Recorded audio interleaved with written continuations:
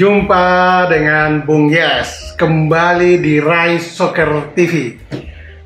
Kita semua berada di suasana Piala AFF, di mana tim nasional kita memetik 2 kemenangan di 2 pertandingan awal dengan memukul Kamboja 2-1 dan kemudian menaklukkan atau membantai Brunei dengan skor telak 7-0. Dan kita berharap hari Kamis petang ini timnas kita kembali berjaya menggulung salah satu musuh bebuyutan atau lawan terkuat di kawasan ASEAN, Thailand.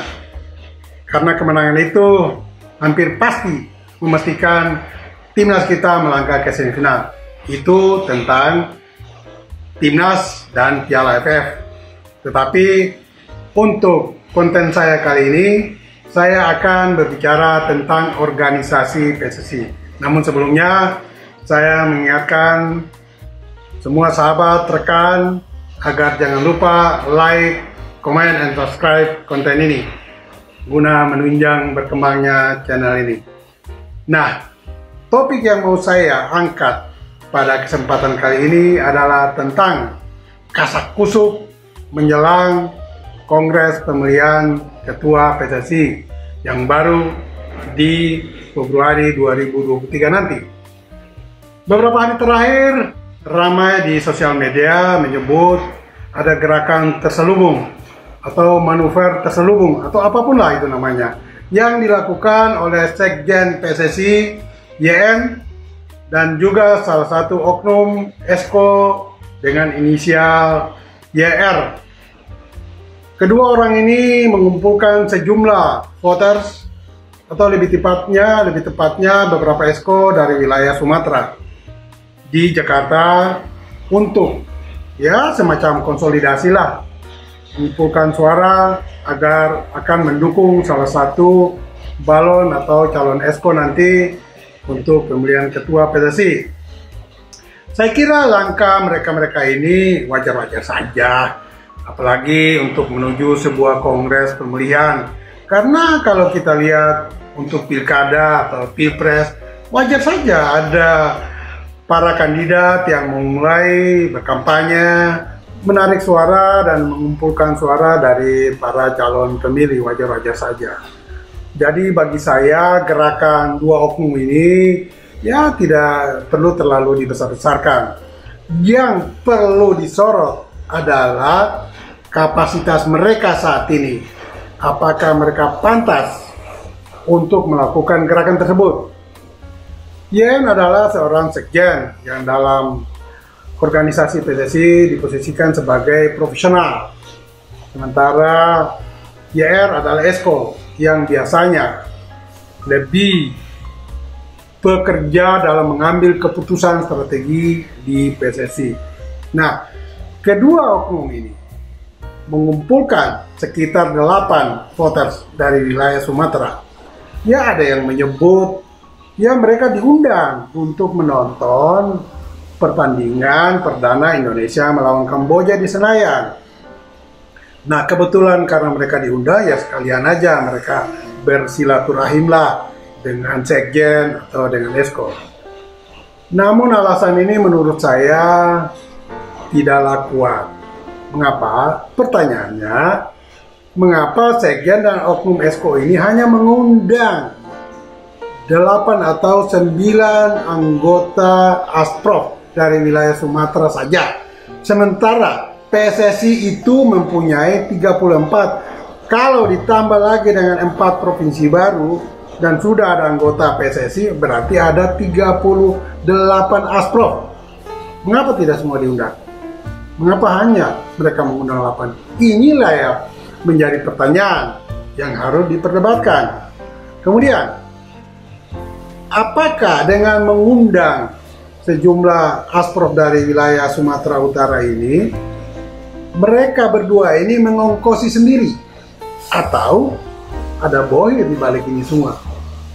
Ini juga harus dipertanyakan. Kalau ada bohir, siapa dia di balik ini? Ada di media sosial juga sudah mulai ramai menyebut ada yang berinisial ET yang ada di balik ini semua. Tapi menurut saya ini sebuah isu atau rumor yang tidak kuat. Karena menurut saya ET bukanlah orang seperti itu. Tetapi kalau itu benar, sepertinya YN dan YR akan diposisikan sebagai wakil ketua kalau ET jadi. Sekali lagi, saya sangat tidak yakin akan informasi ini akan benar. Karena menurut saya, ET adalah seorang yang cerdas, seorang bijaksana, dan dia tahu persis siapa-siapa orang di PSSI atau Esko PSSI sekarang yang pantas untuk diajak kerjasama dalam membangun sepak bola nasional jika ET nanti terpilih sebagai ketua. Itu kira-kira alasannya. Kembali kepada YN. YN bisa saja melakukan ini, tetapi pertanyaan lagi, dia adalah seorang sekjen. Dengan melakukan gerakan ini, dia telah terang-terangan memakai kapasitasnya sebagai sekjen PSSI untuk kepentingan pribadi dan kelompok. Ini sebetulnya tidak boleh terjadi. Kedua, YN juga tentu memakai fasilitas institusi PSSI untuk kepentingan ini. Ini pun tidak boleh. Jadi, kalau melihat gerakan dua orang ini, saya bisa menyebut terima kasih YN dan YR.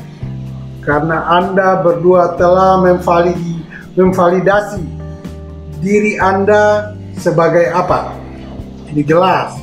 Karena sebelum ini ya banyak yang menyebut Esko atau sekjen orang-orang tidak benar, tidak becus memimpin PSSI. Tetapi dengan kejadian ini, Anda berdua telah memvalidasi diri Anda sebagai ya orang-orang yang memang tidak benar di PSSI. Sehingga menjadi pertanyaan, apakah ketua umum PSSI yang baru akan memakai Anda? Menurut saya tidak. Silakan Anda bekerja Rodi saat ini, silakan. Itu hak Anda. Hak sepenuh pribadi Anda untuk melakukan itu. Tetapi, sorry to say, Anda jangan berharap untuk duduk lagi di PSSI. Siapapun dia ketua yang akan terpilih. Nah, kembali lagi kepada gerakan yang tadi. Saya sudah mencoba mengkonfirmasi ke beberapa esko dan juga beberapa voter, khususnya di luar wilayah Sumatera.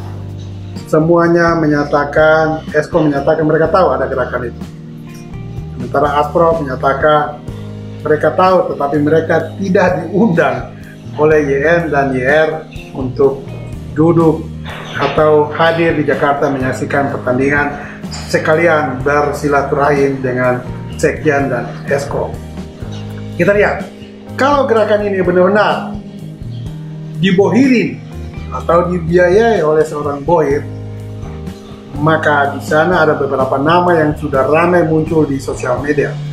Ada ET, ada HT, ada AQ, ada Ibul, ada juga yang beberapa nama yang kurang populer. Apakah mereka ini semua terlibat dalam gerakan ini? Tidak, sekali lagi saya bilang tidak. Gerakan ini lebih tepatnya adalah gerakan manuver dua oknum ini dengan sasaran mengumpulkan kantong-kantong suara sebanyak-banyaknya, sehingga mereka akan melakukan aksi bargaining position, tawar-menawar dengan calon esko nanti. Ini mendekati kebenaran, karena dengan mengumpulkan sejumlah voter dari 87 voters nantinya di Kongres, mereka akan mempunyai kekuatan yang sangat besar untuk menggiring dan menguasai calon ketua umum nantinya.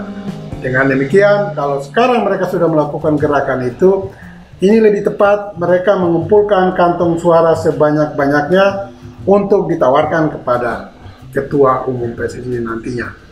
Dan saya berharap siapapun ketua PSSI nantinya jangan sampai termakan oleh sekjen maupun oknum-oknum esko yang sekarang bermain demi kepentingan pribadi dan kelompok mereka. Karena pengalaman sebelum ini harusnya sudah bisa disadari oleh calon ketua PSSI nantinya.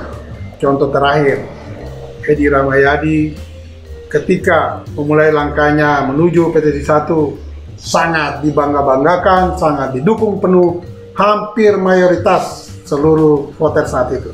Tetapi apa yang terjadi? Di penghujung kepemimpinannya, Edi dilengsarkan secara tidak konstitusional. Dan itu ada faksi-faksi di dalam yang menjatuhkan dia.